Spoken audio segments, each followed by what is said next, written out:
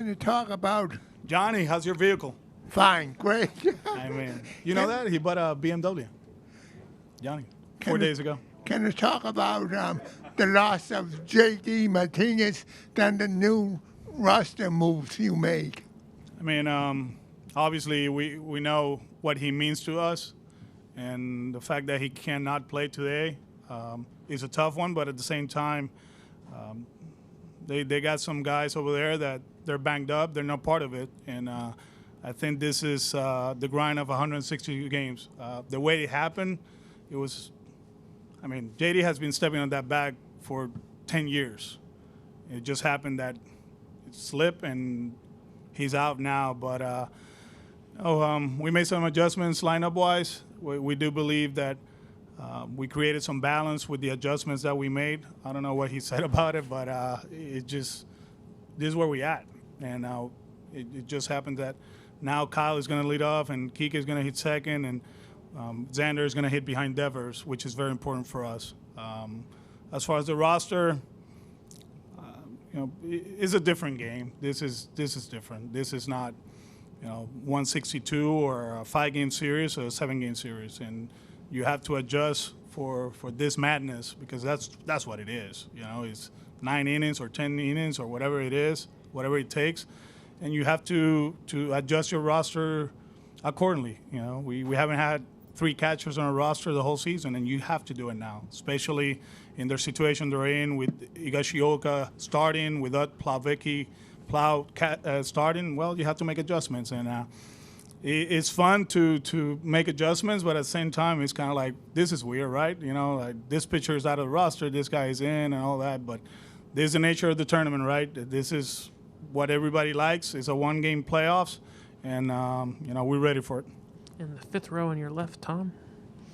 Hey, see, Kike was just talking about experience and how much that means, playoff experience for you as a manager, having been through 2018, been through clinching games, been through even the last few weeks to get here. What does all that mean to you tonight? This is different. This is a different game. I never been in this situation. I do believe, like I told you guys earlier, yesterday, out of all the games I have managed, the toughest one was Sunday, because you have to stay in the moment and think about the craziness that people were talking about, 14 tie or 3-way tie, and then you look at the scoreboard, we're behind, and they're up, and they're 0-0, and that was really tough. And in this one, you stay in the moment. That's what you got to do. That's why Eddie's in the roster. That's what Nick is in the roster. We can talk all we want about Tampa or flights or whatever. That's all talk. You have to get it done now, and I do believe that as a staff, as a group, we've been staying in the moment since February 9th or 10th when we showed up to Fort Myers, and nothing is going to change today. But at the same time, it's not an easy game to manage. From afar, it looks great. Like as a baseball fan from the couch, wow, why this, why that, But when you're here, you start thinking about the game over and over and over and over again, and one of us is going to win, and hopefully it's us, but it's not an easy game to manage. In the 4th row on your right. Alex, 2 preguntas en uno. Primero, ¿qué te motivó a hacer el cambio de poner a Schwarber de primero y a Kike de segundo? ¿Y cuál es el plan para atacar a un Gary Cole en un partido de vida o muerte? Bueno, con la ausencia de JD había que crear balance en la alineación y buscando la manera de tener a Xander detrás de Rafi.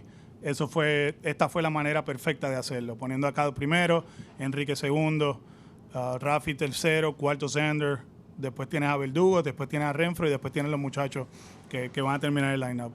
En cuanto a Garrett Cole, yo siempre he dicho que es uno de los mejores lanzadores de las Grandes Ligas. De la manera que él compite, de la manera que se prepara, de la manera que ejecuta, son pocos los lanzadores a este nivel que lo hacen como él. Que siempre es una batalla contra él, seguro, siempre. Desde el 2018 hemos estado ahí con él. Él ha tenido muy buenos juegos contra nosotros hemos tenido muy buenos juegos contra él. Pero siempre es una batalla. Y de verdad que es un honor, ¿verdad?, competir con un lanzador como él. Porque sé el trabajo que pone entre salidas, sé lo intenso que es en cuanto al juego, de la manera que él ve el juego, de los ajustes que hace. Y siempre es una buena pelea. y estamos preparados para él. Este año nos hemos enfrentado 4 o 5 veces, creo que es, y siempre ha sido lo mismo, ¿verdad? 100 y pico de picheo, 6 entradas, le anotamos 5, no anotamos y todo eso, así que preparados para hoy, buscar picheos en la zona y hacer daño. And we'll stay on your right with Ken. Hey, Alex. When you bring in a new player, what is the difference in your level of confidence when you bring in a guy with the experience of a Kike or a Schwarber and the Yankees have Rizzo, guys like that, as opposed to guys who haven't been in this kind of pressurized environment? I guess You mean in the season or for the playoffs? No, well, overall? especially this time of year. But yeah, I mean overall. That's something we talk about in spring training. A lot of people thought that we were inexperienced, and when you look around, Hunter was in the World Series last year. Enrique, he's been in the World Series the last 3 years. We added Kyle through the years, so he's always helpful. But at one point there were young kids too, learning from others, and I think that's the situation we're in right now. But if you look at us today, lineup-wise, the catcher has played in the World Series, the third baseman has a World Series ring, the shortstop does too. We're experienced. We've been in this situation before. I mean, in the playoffs. So it's always comfortable to know that, in the clubhouse they're going to be talking the game, being relaxed, and just getting ready for 8:05. Whoever wants to hit BP outside, he can go out there. They know how to prepare for stuff like this, and it's always comfortable as a manager to have a group like this. Thanks, Al. And the second row on your left, Marley. Hi, Alex. Hi, Alex, Marley. you just talked about never having managed a game like this one, like tonight. Where can you draw upon from your past postseason experience to manage your bullpen, and how aggressive are you going to be? I mean, if I'm more aggressive, there's another level of aggressiveness. So we always all in. We are. If you look back, we were up 2-0 in the World Series, and we burned our starter in Game 3. So we're all in always. That's my mentality. And with this group, obviously we should be all in. But let's say it's a 7-game series or a 5-game series. You never know, man, because you might get a call in an hour and they might pull somebody from the field. So we don't take anything for granted, and I think those experiences are going to help me out. But you just got to be ready. And you trust your starter, you trust your players, but at the same time, you trust the people behind them. So I mean, hopefully we make the right decisions when we have to, and we can win this game. About 6 rows back on your left. Alex, just how can this experience help guys like Duran and Wong just in their development? Just to be around is great. I think my first playoffs as a player was in 2004, and I can tell you how nervous I was, playing against the Cardinals. And I think for them to be around, and they might be part of it. We lived it with Jacoby in 2007, right? I was thinking about that today. Hey, you never know. You never know. The kid might come in and hit a ball in the gap and hit a triple and score a run. But I think it's important for them, not only on the field, but in the clubhouse. The preparation, what takes place. The anxiety, the countdown to 8 o'clock. I think that's part of it. I bet some of them, they didn't even thought they were going to be part of this, but because of the uniqueness of this game, some of them are here, and I hope they enjoy the experience. And we'll stay right there. Hi, Alex. Hey.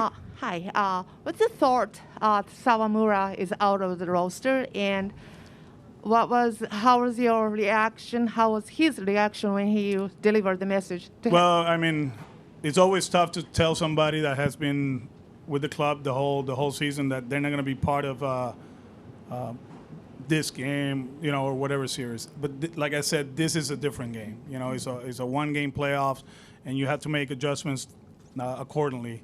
And he understands. There's no promises, obviously. But if we advance, then we'll make adjustments with the roster spot. So with the roster, sorry.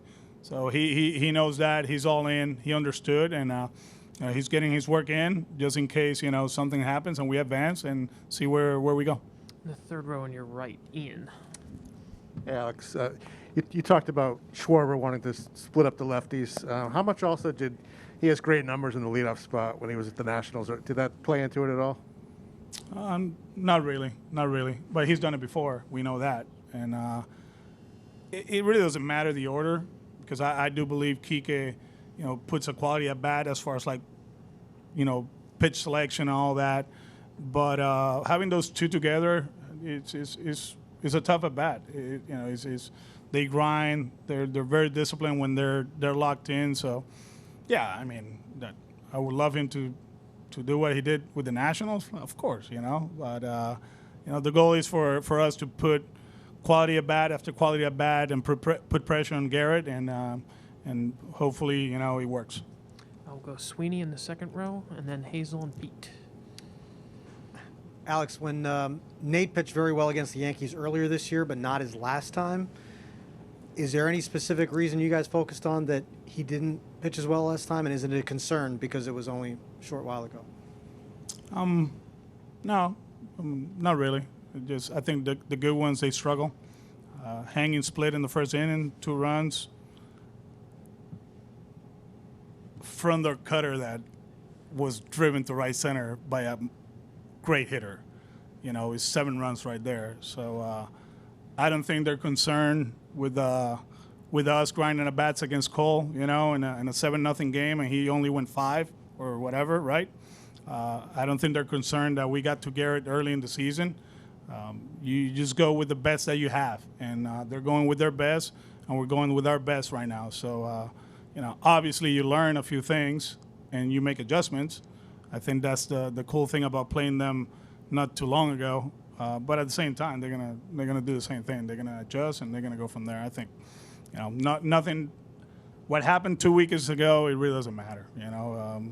At that point, everybody thought that we were going somewhere if, we made it to the playoffs and it didn't happen. We're right back here in Fenway Park, and I think both of them are prepared. They're great pitchers. They make adjustments in between starts. They study their opponents, and the hitters, they better be at their best tonight because both of them are really, really good. And on your far left, Hazel. Alex, do you plan on addressing the team? If not, why not? And if you do, what will the gist of your message be? No. I mean, we talk after we clinch, and that's it. There's no rah-rah speeches here. I mean, if you need that, you're in the wrong business. It's Red Sox, Yankees, for the chance to advance in the playoffs. So, we're good. We're good. If I say something, it will be after the game. We'll do 2 more quick ones. Pete. Alex, with Kike, it wasn't always a straight line necessarily, but did he ultimately kind of give you what you wanted from him? That and more. As a player, he's been amazing.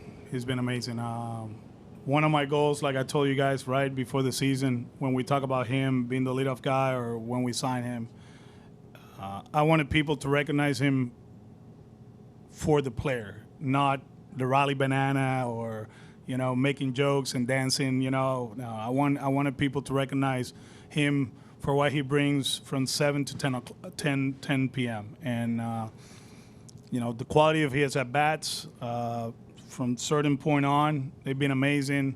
The way he prepares has been great. He brought a lot from previous experiences.